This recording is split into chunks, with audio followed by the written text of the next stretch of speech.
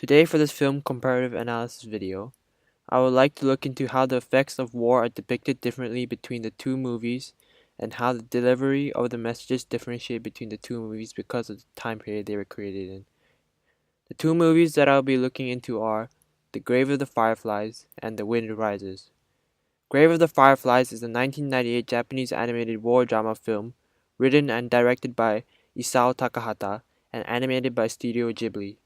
It is based on the 1967 semi-autobiographical short story of the same name by Akiyuki Nosaka. Similarly, The Wind Rises is a 2013 Japanese animated historical drama film written and directed by Hayao Miyazaki and animated by Studio Ghibli based upon the life of Horikoshi Jiro.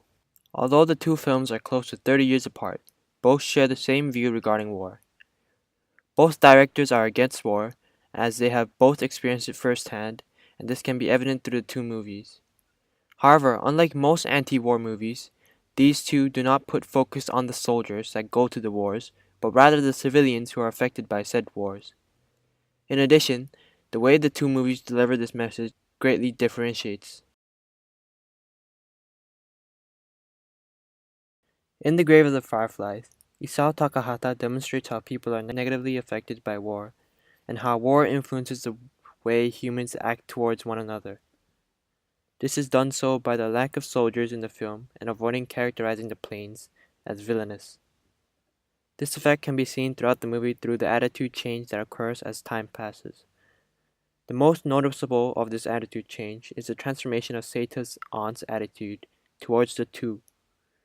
At first, she's welcoming and caring, bringing them in after their mother died and taking care of them. But soon enough, she's ripping them off and cursing them. She constantly mocks and humiliates Seita.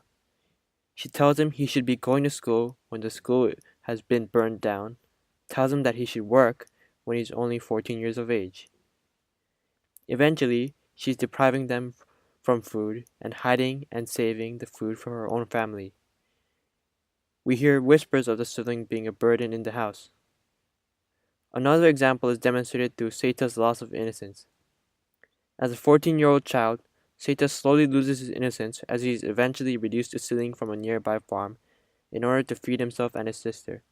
Furthermore, the brutality and cruelty of war is displayed without any censorship or sugarcoating in the movie. From the scene where Seita and Setsuko's mother is seen mutilated and unrecognizable after the air raid burnt their house down, to extreme long shots of burnt cities, Isao Takahata does not shy away of demonstrating the effects of World War II throughout the film, in order to demonstrate how the war affects the people involved and their surroundings. As mentioned, Isao Takahata wants to present how war turns humans into cruel, selfish beasts, unsympathetic to the desperate needs of others. He wanted to depict how the kindness and compassion in human souls evaporate in thin air the second humans are communally put in a situation where it's every man for himself.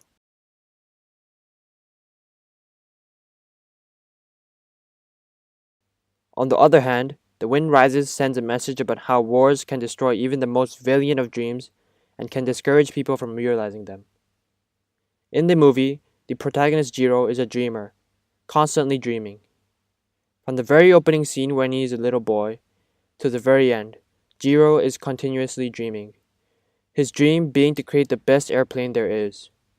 Throughout the film, he can be seen dreaming about his dream, even in the toughest of situations. One example is when the Tokyo earthquake hit, and whilst evacuating, he looks up and envisions planes flying across the sky, despite him being in a dire situation and carrying an injured woman on his back. Furthermore, throughout the film, Jiro can be seen being blind to some of the problems occurring throughout the film because of his intense focus on his dream. Throughout the entire time of creating the planes, Jiro should be perfectly aware of the messed up situation he's in and his country is in. But he isn't, as he is too devoted and focused on his dream to create the best plane he can. For example, when Jiro and Honjo were at Germany, Jiro himself witnesses a Gestapo raid, but stood there alongside Honjo, simply looking, as the two were talking about planes and too focused to realize what was going on. But after countless of failed attempts, and studying abroad in Germany. In the end, he is able to complete this dream and create the well-known Mitsubishi A6M, formerly known as the Zero warplanes, which at the time was one of the most technically advanced planes. However, despite Jiro creating the plane out of his passion, in the end, it was used in the military as a warplane to assist Japan in their war efforts. Furthermore, Jiro's wife, Naoko, also plays a similar role. Another dream Jiro has is to live a happy life with Naoko, and similarly, he's blind to the problems around him as he is also so devoted to make the dream come true. When proposing to Naoko in the hotel, Naoko tells Jiro about her tuberculosis and how her mother died to it and how she might have the same fate. However, once again, Jiro is too devoted to making his dream come true and ignores the fact that she has a lethal disease. However, similarly, his dream is ruined as despite them living together and granting his long-awaited dream, she eventually leaves the house because of how bad the disease is to the sanatorium. And once again, this all could have been prevented if war was not being waged, as the time and money spent on war could have been used to come up with a cure for the sickness. Although both movies do share a similar message, The Wind Rises lacks any sort of grotesque elements which The Grave of the Fireflies contained. When the movie was created in 2013, the then Japanese government was proposing to update Article 9 of the Japanese Constitution, which is a clause in the national constitution of Japan outlawing war as a means to settle international disputes involving the state. With this new change the Japanese government was implementing, the right of collective self-defense, which would allow the Japanese to intervene when their allies were being attacked. At the time, many people were against this, including Miyazaki Hayao himself. Also during this time, many of the war veterans were slowly dying due to age, which was and still is a problem, as this means there were less people alive to tell their stories about war. This led Miyazaki Hayao to demonstrate the cruelty of war through the lenses of a man with a dream so that the audience, which is a younger generation, can get a better understanding of how war can change people and how Article 9 of the Japanese Constitution should not be updated to include the right of collective self-defense.